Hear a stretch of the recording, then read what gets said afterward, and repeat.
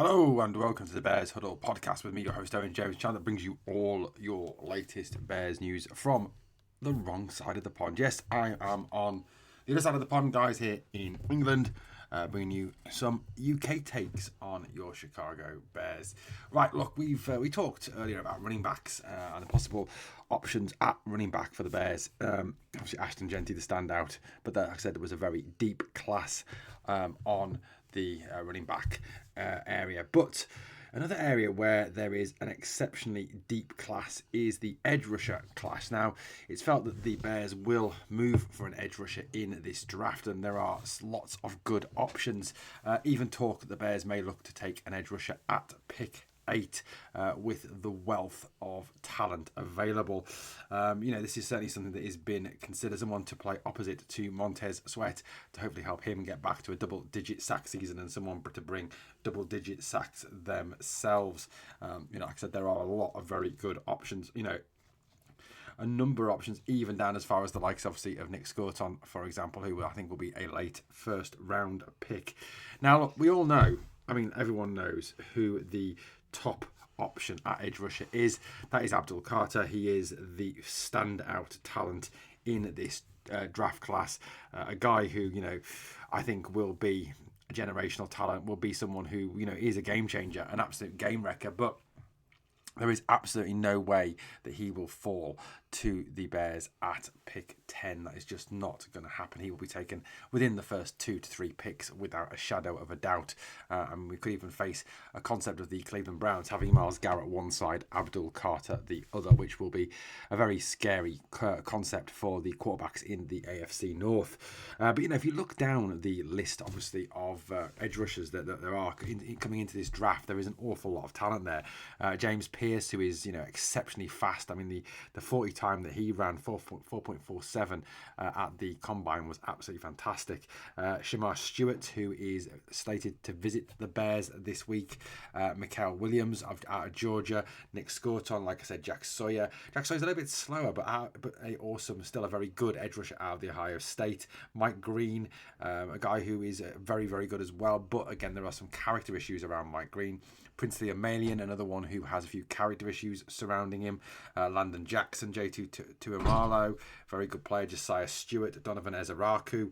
So you've got 12 very good options then. Even if you go beyond Donovan Ezaraku at 12, there's Braden Swinson, there's Kyle Kennard, Jared Ivey, Jordan Birch, Ashton Gillott, David Walker. There is still a number of very good options beyond that for a later round pick. But looking in that kind of that top area in the looking at the top of this class, there is a lot of what I would call game changers, a lot of very high quality players. Now let's have a little look at some of these guys. Let's start with Shamar Stewart, the number 4 there.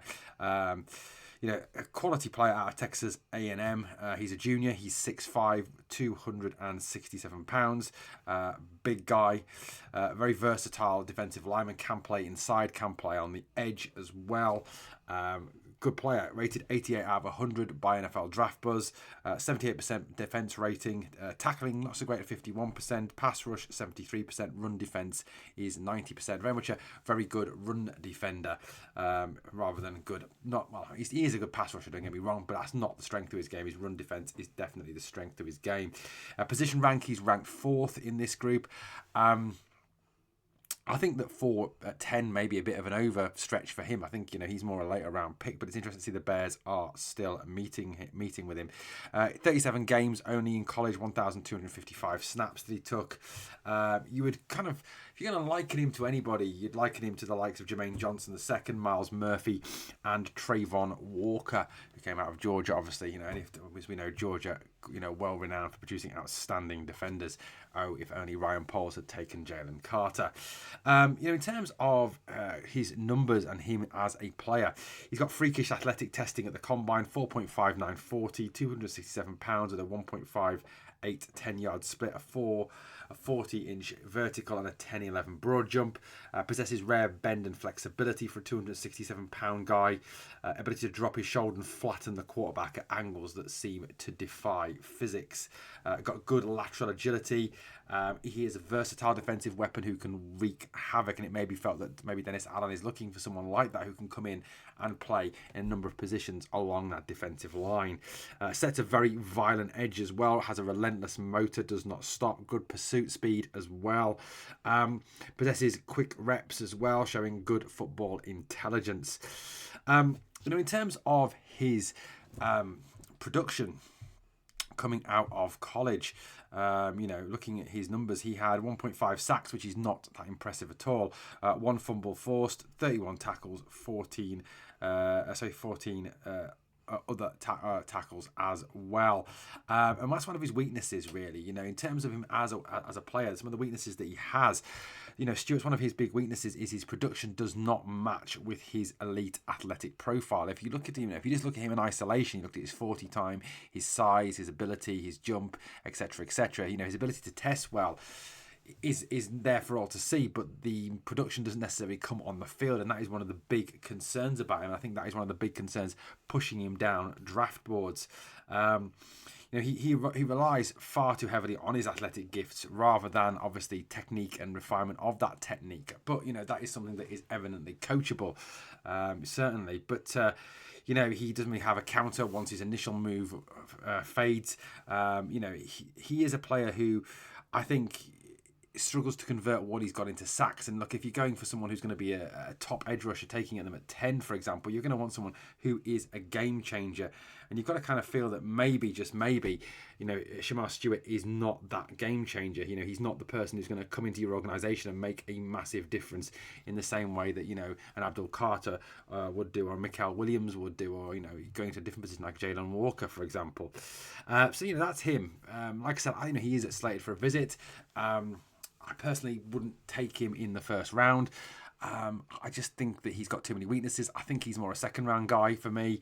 I mean, that may be sort of undervaluing him, I don't know, but I just think with his production numbers, it's all very well and good, isn't it, being able to test well and do it, do it in shorts, but when the pads are on, when the pressure's on, that's when you want to see the players producing.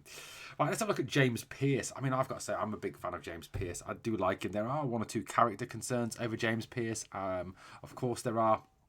But, he is still a very, very good quality player. 4.47 40, lightning quick, rated 3rd in his position. 88.3 out of 100 is his grade. He comes off the back of a 7.5 sack season, 1 forced fumble, 38 tackles in his season with Tennessee. That's where he goes. That's obviously that we've got the garish orange and white number down there to the bottom left on the screen. He is an out-and-out edge rusher. In terms of him as a player, he's 6'5", 245 pounds, so a big guy, but not a massive guy. That's what enables his speed. His defensive rating is 81% with draft buzz. He has a 73% tackling. His pass rush is rated at 100% by draft buzz, and his run defense at 93%. This guy is an outstanding candidate, a top level player. ESPN rate him at 79 out of 100. 24/7 Sports rate him at 91 out of 100. And Rivals rate him at 97%. Comparing him to the likes of David Ajabo, Jalen Phillips, Chop Robinson, they're the kind of guys you would sort of compare James Pearce to, but he's lightning quick speed. He's a speed rusher, a guy who, is absolutely explosive, and that is one of his big strengths, is his elite level explosion off the edge that forces the blockers out of their comfort zone, out of their stance far too quickly, leaves them unbalanced, and he blasts by them to get to the quarterback. He's got remarkable bend and ankle flexibility when he's turning the corner. He is consistently getting to the quarterback in the game. Very, very good player. Demonstrates elite level hand usage as well for his experience level, particularly with his signature rip move that pairs perfectly with his speed rush. He shows natural instincts as a pass rusher when setting up tackles with a subtle stance. He's got excellent spatial awareness, excellent game awareness as well. He's got a very, very high football IQ. He's certainly a player that looks exceptionally good, not only on paper, not only with his numbers, but also with his production. Pearce will be around, I think will definitely be available at 10. It's whether or not you would spend a top 10 pick on someone like James Pearce. Like I said, those character issues are concerns. In terms of the weaknesses that James Pearce has, according to DraftBuzz, his scouting report says that he has a lack of ideal play strength at the point of attack, sometimes getting displaced against more powerful offensive tackles. He certainly is, as you can see from his image there at the top left-hand side. He is a quite a skinny little dude. He is, he's not a massive, huge pass rusher. He's not a big physical guy. So, obviously that's something that could go against him in the NFL, but I suppose that is something he can get over. But you'd worry that maybe bulking him up takes away from his speed. That is a possibility, I suppose, and a little bit of a concern. So there we go. In terms of him as a pass rusher, Tennessee, sorry, the top to the bottom left. My apologies, bottom left, not top left. That top low bottom. What else have he got as his weaknesses? Shows some inconsistency in maintaining leverage when teams run directly at him, particularly against gap schemes with pulling guards. Can get too focused on rushing upfield occasionally, creating escape lanes for mobile quarterbacks by losing containment responsibilities. Needs to develop a more reliable counter move when his initial rush is stalled, and must improve his ability to stack and shed against longer offensive tackles who can get their hands on him first. But, he is, I think, a very, very talented player and someone who could make a big difference. A speed rusher, a guy who can get after the quarterback and cause a lot of disruption. So, it is very much down to, what you think of him as a player. The other one, the Georgia guy, number 13 there in the images. Obviously, the guy's Nick Scurton, by the way. That's the top left one. But he's out of Georgia. Obviously, Georgia with an excellent reputation for producing defensive players over the past few seasons. Again, a junior, 6'5", 260 pounds, rated 87.7 by DraftBuzz. Got a 4.77 40. So he's not a guy who relies on speed. He's more a physicality kind of guy. Got 5 sacks last season, three forced fumbles, 21 tackles as well. In terms of him as a player, he is 6'5", like I said, 260 pounds, so a bit big, still a physical guy. He has got an 81% defense rating from DraftBuzz, 70% tackling, 80% pass rush, 92% run defense. So still, obviously, can develop his pass rush, but his run defense is very good indeed. Position rank is 5. Overall rank in the top 100 is 19 as well. Who are liking him to? Patrick Jones II, Marshawn Nealand, Cameron Thomas are guys that you would liken Michael Williams to. In terms of what this lad's strengths are, like I said, he's a player I think a lot of teams are looking at in that top 15, top 20 in the draft this year, seeing him as a real option on the edge, an explosive edge who can make a difference. According to his scouting reports, he's got rare power at the point of attack, consistently controlling blocks with very violent hands and creating good separation. He's got scheme versatility as well. He can play with his hand in the air. He can also play with his hand in the dirt as well. So he's got his comfortable for rushing from a number of different alignments. Very talented player indeed. Has got advanced recognition skills, good football IQ as well. He's a leverage player who is very strong at the edge, using his length and heavy hands to shed blocks with ease. He brings also a very nasty bull rush to the game. Can collapse a pocket very easily and put the quarterback under substantial amounts of pressure. Possesses an elite level motor, never quits, showing up constantly, even in the backside in pursuit of players, and will go for the full 4 quarters at the same level. Got great lateral agility as well for his size, particularly when working line games and stunts on interior defenders. Shows natural instinct as a pass rusher with the ability to counter and adjust his pass rush plan mid-snap based on offensive line stats. So he has, a very, very good footballing IQ. A very talented player indeed is Michael Williams. In terms of what he's got to work on, his development points, his scouting report says that he can be a little late at times off the snap and giving up the edge. Needs to develop more diverse pass rush arsenal. Currently relies too heavily on his power moves. But again, that is coachable, isn't it? You can look at something that the defensive staff, the Bears defensive staff under Dennis Allen can do very well indeed.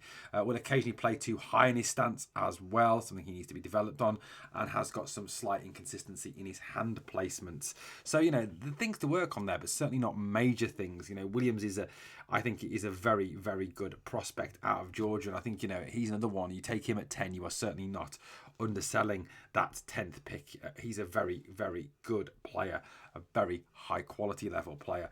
Nick Skirton, a guy who is been talked about, and I've seen him mentioned a number of times on Bears social media.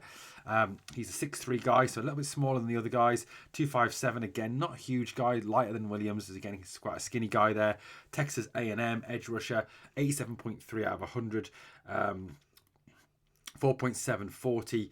In terms of his numbers, 79% defense rating, a 67% tackling, 89% pass rush, 81% run defense, ranked 10 in his position. He's slated as a late first rounder. So, Nick Skirton is someone I think that if you're going to look at him as a player, you're probably going to be looking at trading back or hoping that he falls out of the first round. You get a different player in that top 10 with that top 10 pick, maybe a linebacker, maybe a wide receiver, something like that, or Ashton Genty if he falls that far. And then you pick Skirton at 37. That may be an option for him. He has got good moves. He's got good spin moves. He's quick. He's got good hand placement. He's got an advanced pass rush arsenal featuring effective club swim, cross chop and two-hand swipe moves, keeping the offensive tackles guessing. He's got exceptional first step quickness as well. He brings a thunder to his power rush when he converts speed to force, showing the ability to shed tackles on the outside.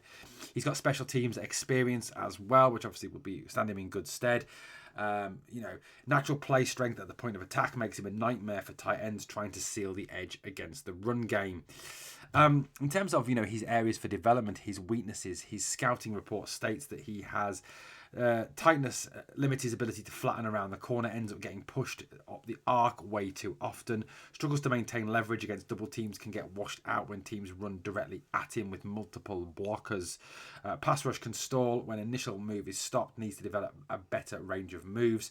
Tackling technique needs further refinement, and pad level rises as he fatigues. Like I said, this is a guy who I don't think you are going to look top 10 at. This is a trade back guy, or a guy you hope falls to the second round, having picked someone else at a different position with that 10th pick. The only other one I want to kind of mention and touch on is Mike Green out of Marshall. Green is a quality player. He's a very good edge rusher. The one thing, like I said, that holds Green back is he has got some slight character issues off the field, which have gone against him.